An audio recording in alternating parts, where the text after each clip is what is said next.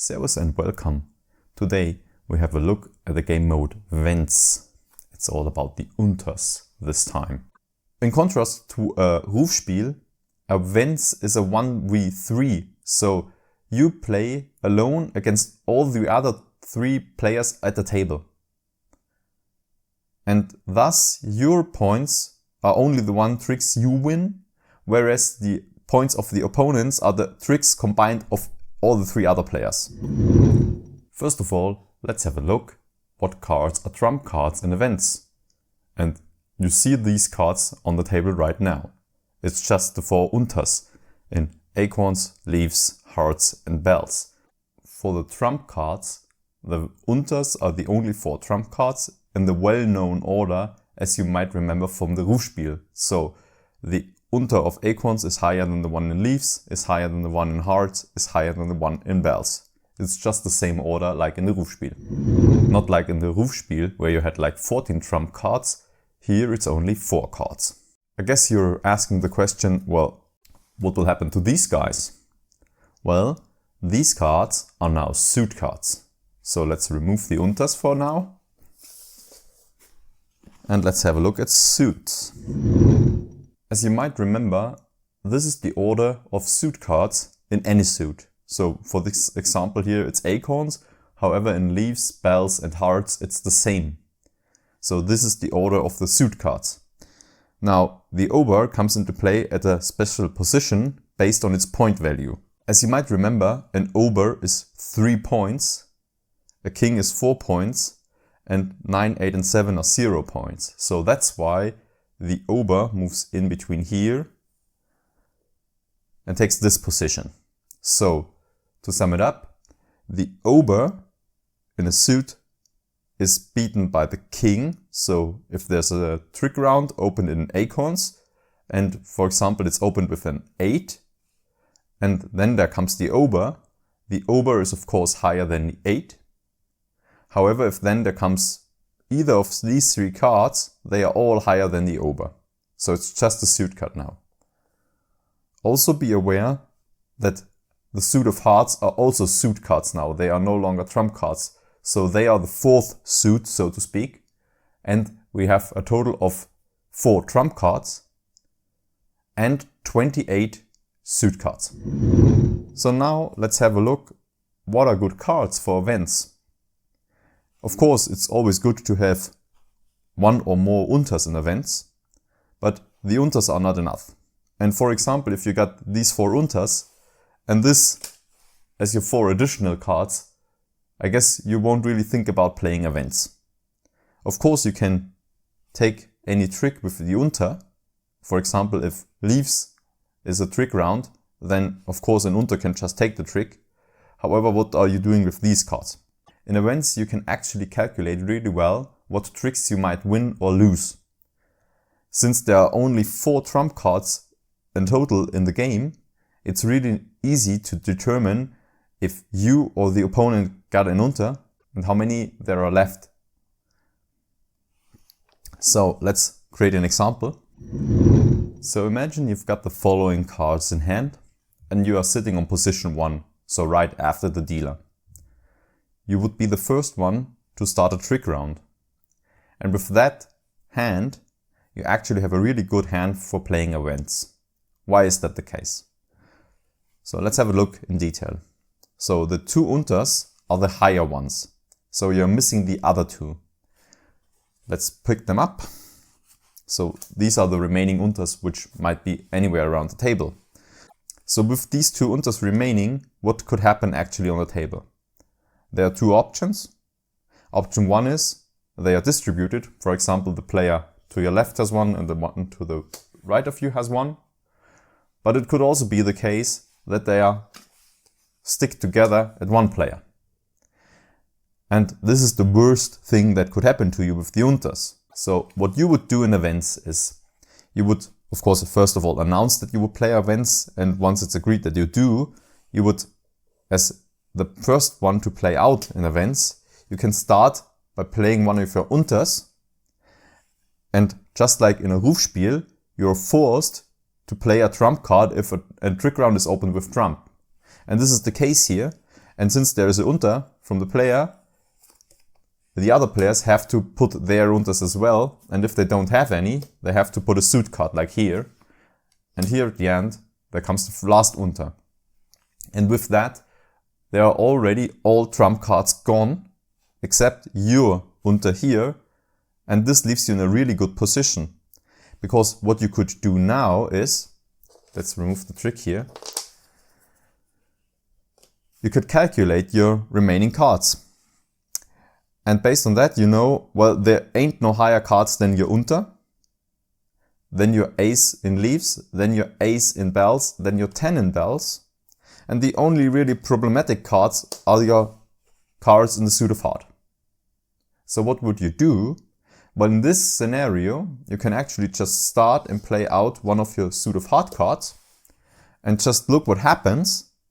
And later, if you need to, you can either take a trick with your Unter, or if anyone plays one of the suits of leaves or bells, you can just take the trick with your ace or 10 high. So this makes it easy.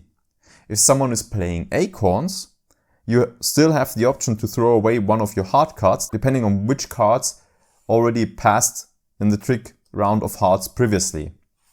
Because imagine if the ace, the 10 and the king are missing, then your Ober becomes the highest card in the suit of hearts, and then this is really a strong card, what you have remaining. So it really depends on the cards, but putting it back together like this, what we had before, in this scenario where you are the one starting the Wenz as the first player, where you can draw out the remaining Unters, you only have really 3 cards here, which are a problem, and thus you typically just give away 3 tricks. And this is a rule of thumb, so if you have a Wenz and you give away 3 tricks, it might most of the times work out. It's not a given that it works out, but if you give away 3 tricks, it might work out. It's better to just give away 2 tricks or just 1 trick, but just a basic rule of thumb, try to give away 3 or less tricks. So now let's have a look at this hand as a starting hand. Imagine you are sitting on position 1. This really is a strong hand for a Wenz. Why is that? Well, again, you can start with your highest Unter and try to force the other Unters, and hopefully they are distributed to 2 players, not to 1 player.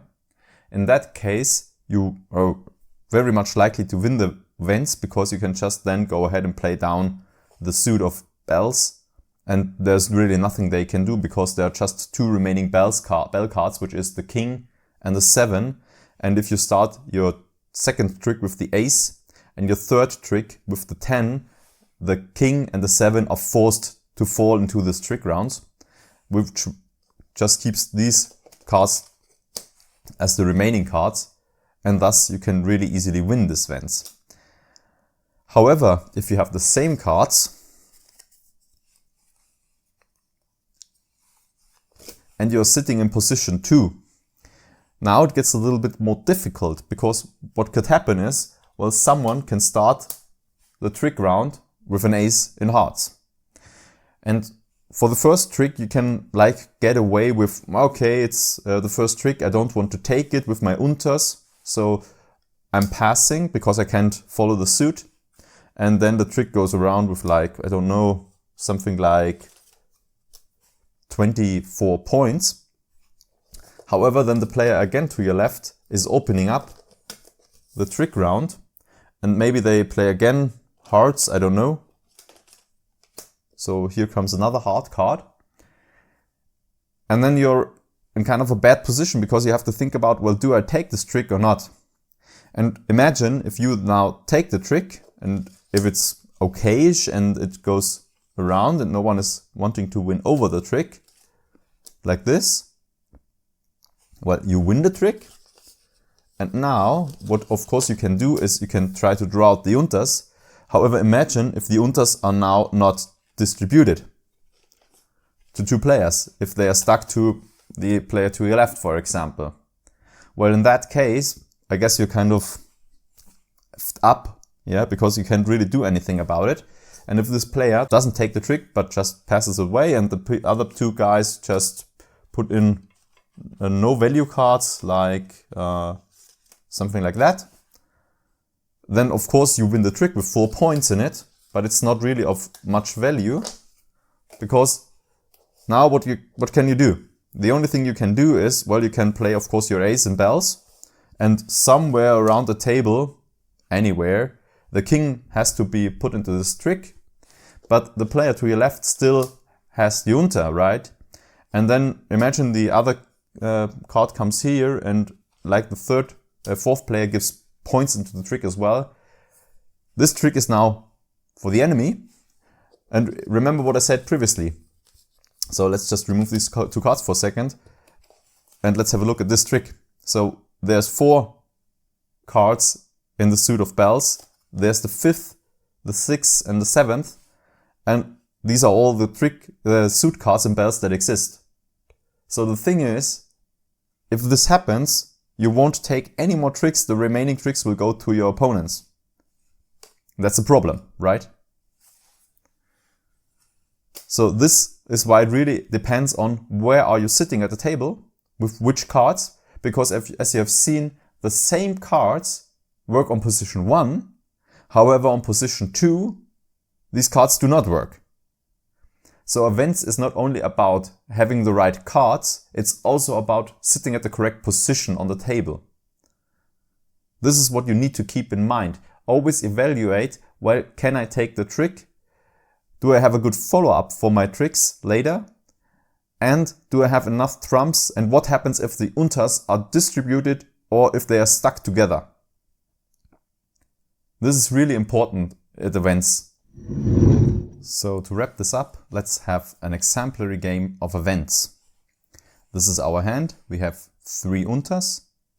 We have an ace, followed along by 2 other suit cards and leaves. And we have acorns with a 10 and a king. This could work out for a Wenz, but it's not a certain one. So let's look how it plays out. We are on position 3, so the player on the other side is opening up the first trick round. So they try, of course, to win their tricks, and on a Wenz you say you start with an ace to force the player who is playing the Wenz to put one of his unters.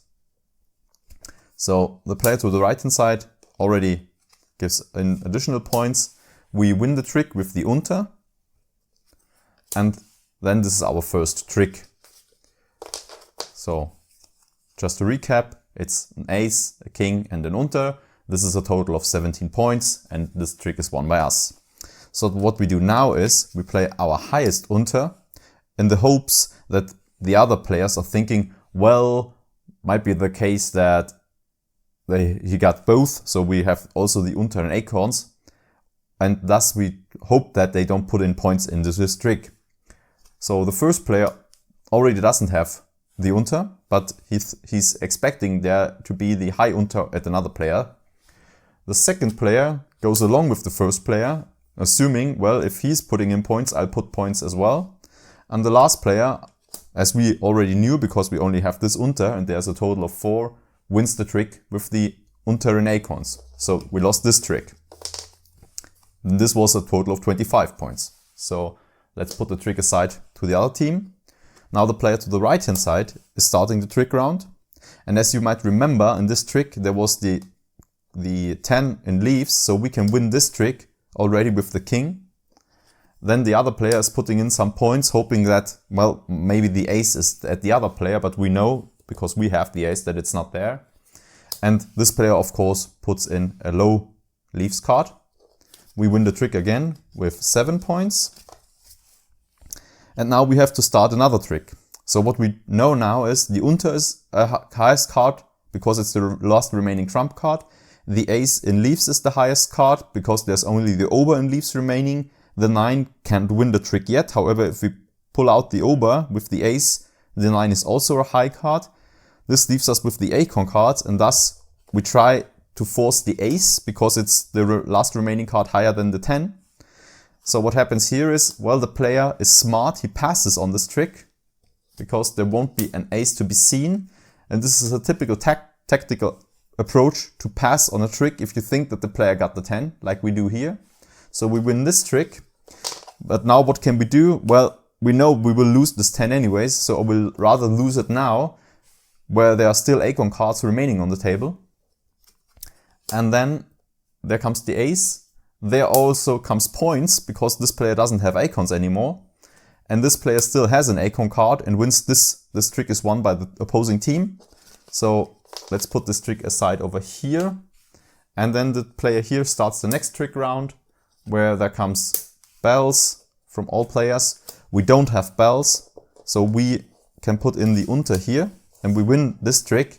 And as you might remember from the comments before, we win this trick because it's the last high card in leaves, and there's the Ober as we expected. And then this trick is won by us as well, and this trick of course is won by us as well. And these are all our tricks that we won, so let's have a look at the ones from us, and then at the tricks from the opponents and count the points. So we have won 17 points, this is the first trick. Then we have won 7 in the second trick, so it's 24. With the king it's 28 in the third trick, 28 and additional 3, 4 and 2 points is additional 9, so it's 37. Then in this trick we have 10 points, it's 47. With this ace we have 58, and with this over we have 61 points. So we barely won this Wenz. And I guess this is just a good demonstration that it can be really close, even though we just gave away a few tricks. Let's have a look at the tricks we gave away. So this were just 2 tricks, but as you can see, 2 tricks can really have a good impact. And if this one was a king rather than the Ober, we would have lost the game with 60 points.